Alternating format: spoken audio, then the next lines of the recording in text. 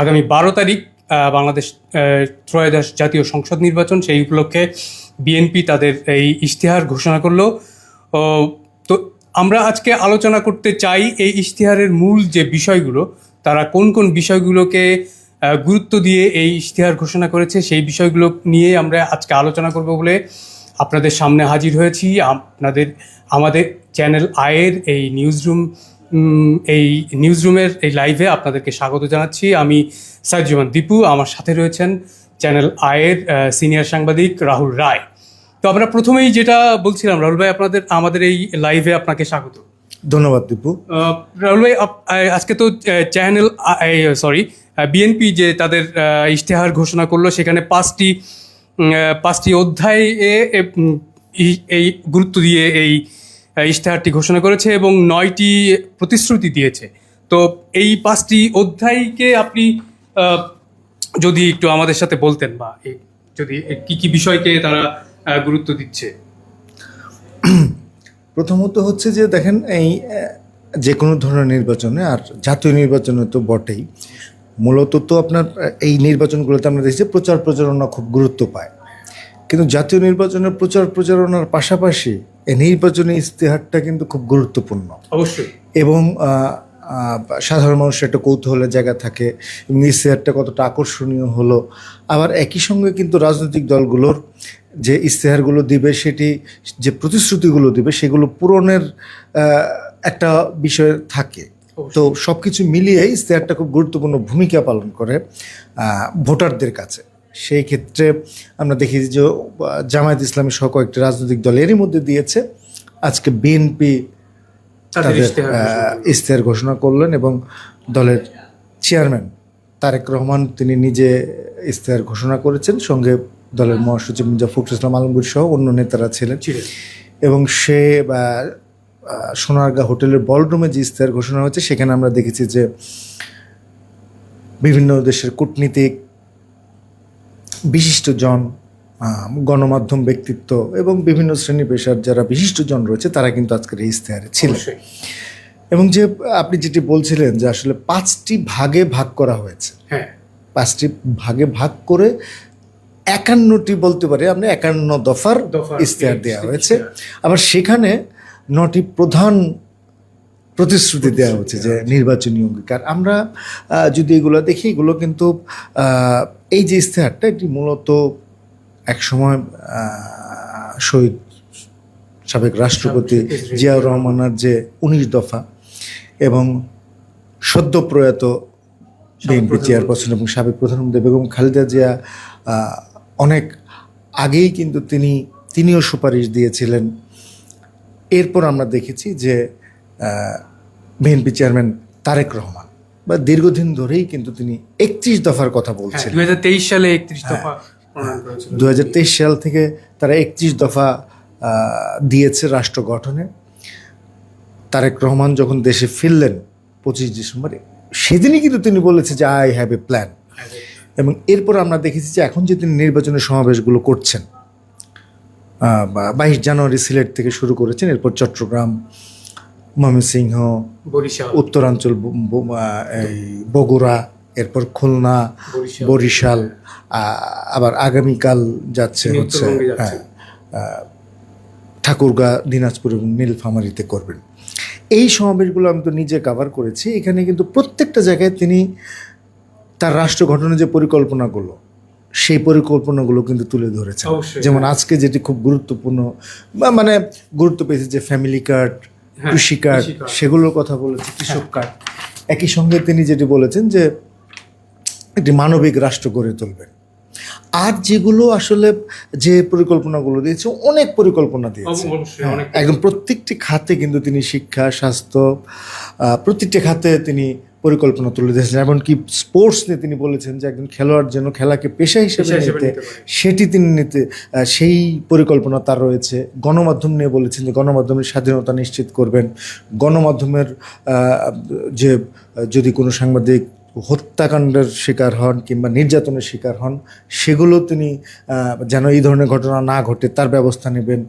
Digital যে আইন, সেটি আবারও তারা পুনর্বিবেচনা করে সেটি আবার আরও গণমাধ্যম বান্ধব আইন করা যায়, এগুলো এরকম প্রত্যেকটি বিষয়ে কিন্তু তিনি দারিদ্র্য বিমোচনের জন্য আলাদা কর্মসূচির কথা বলেছেন। এবং তিনি যেটি বলেছেন যে ভঙ্গুর অর্থনীতি বলছেন, সেই ভঙ্গুর অর্থনীতি ফিরিয়ে আনার জন্য তার পুনর্গঠনের বিভিন্ন কর্মসূচি নিয়েছেন।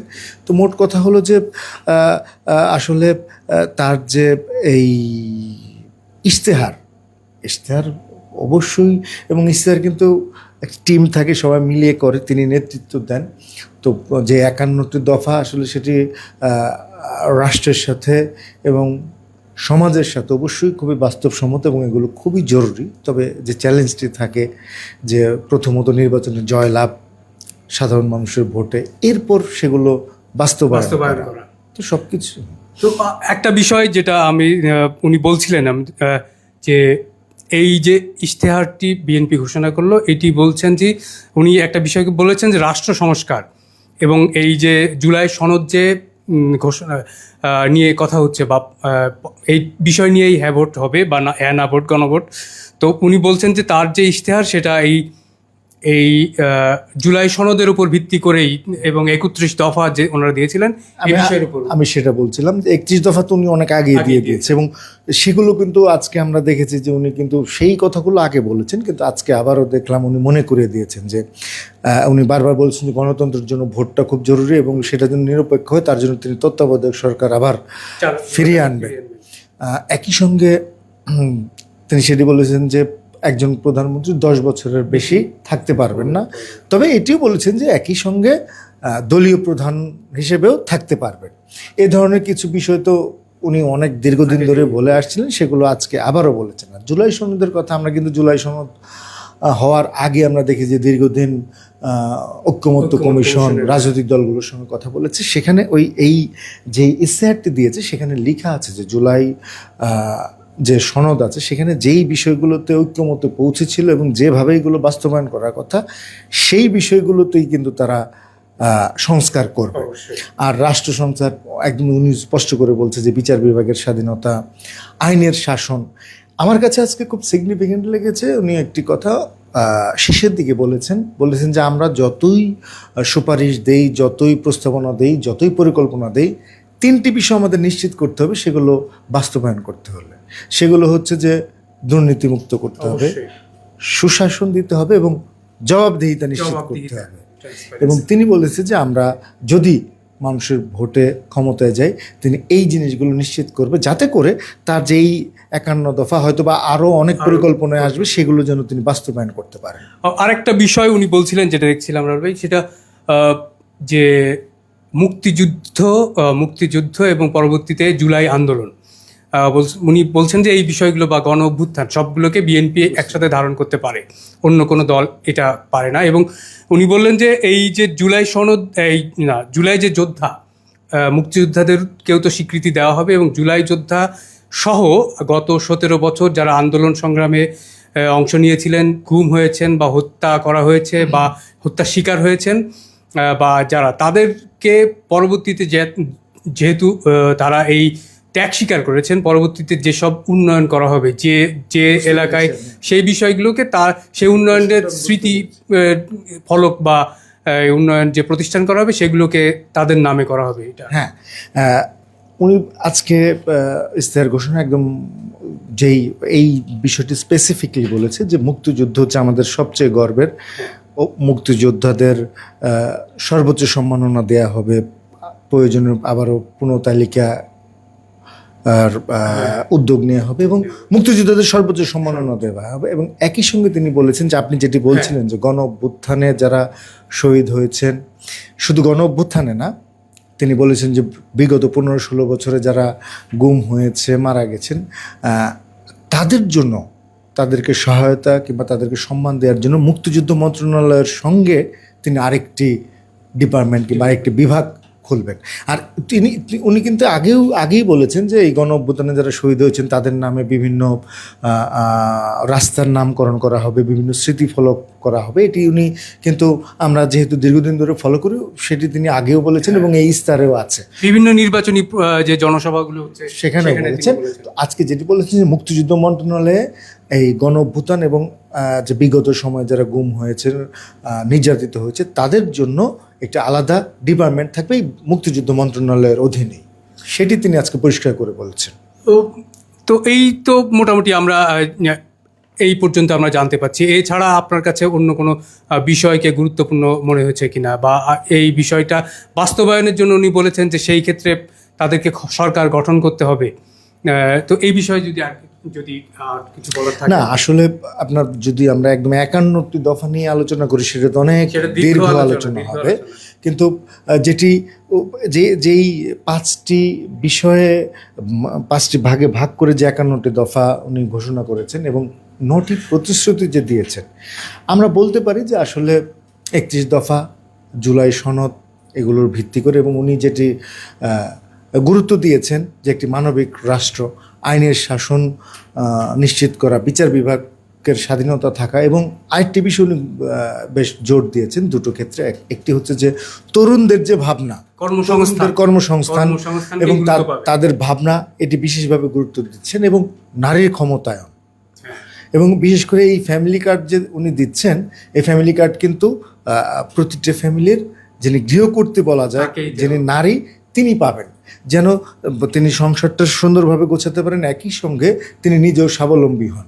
কৃষিক্ষেত্রে তিনি কৃষি কার্ড দিবেন, আবার বলেছেন যে 10,000 টাকা করে কৃষি ভর্তুকি, কৃষি ঋণ তিনি মৌকুফ করে দেবেন। তো এই ধরনের গণমাধ্যম নিয়েও তিনি বেশ কিছু কথা বলেছেন, যে গণমাধ্যমের স্বাধীনতা নিশ্চিত করা, বাক স্বাধীনতা নিশ্চিত করা, গণমাধ্যমের উপর যেন কোনো নির্যাতন না হয় সেগুলো নিশ্চিত করা, একই সঙ্গে অবসরের পরে তাদের জন্য একটি ভাতা কিংবা পেনশন সেটির ব্যবস্থা করা।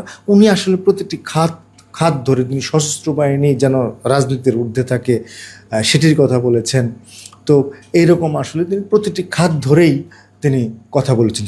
খেলাধুলা নিয়ে বলেছেন যে খেলাধুলা নিয়ে তিনি বিস্তর পরিকল্পনা দিয়েছেন, এবং যেটি আমার কাছে মনে হয়েছে যে আমি নিজেও একজন খেলোয়াড়, আমিও কিন্তু খেলার পেশায় থাকতে পারি, সাংবাদিকতা করছি। তো উনি বলেছেন যে একজন খেলোয়াড় যেন খেলাকে পেশা হিসেবে নিতে পারে। আমরা স্কুলে মিড ডে মিলের কথা বলেছেন। হ্যাঁ, বিভিন্ন বিষয় আমরা দেখি যে ক্রিকেট একটা ভালো ইনফ্রাস্ট্রাকচার, হয়তো বা তারা খেলার পরে বিভিন্নভাবে তারা বিভিন্ন কেউ কোচ হচ্ছেন, কেউ অ্যাডমিনিস্ট্রেশনে, সেই ইয়েটা আছে। অন্য স্পোর্টসে কিন্তু ওই ইনফ্রাস্ট্রাকচার নাই। তো একজন খেলোয়াড় খেলাকে পেশা হিসেবে নেবে, সেটিও বলেছেন। আসলে উনি সর্বোপরি প্রত্যেকটি যে খাত রয়েছে সেই খাত নিয়ে সুনির্দিষ্ট পরিকল্পনা করেছেন, এবং আমি আবারও বলবো যেটি তিনি বলেছেন যে 3টি বিষয় ছাড়া এগুলো বাস্তবায়ন করা সম্ভব না।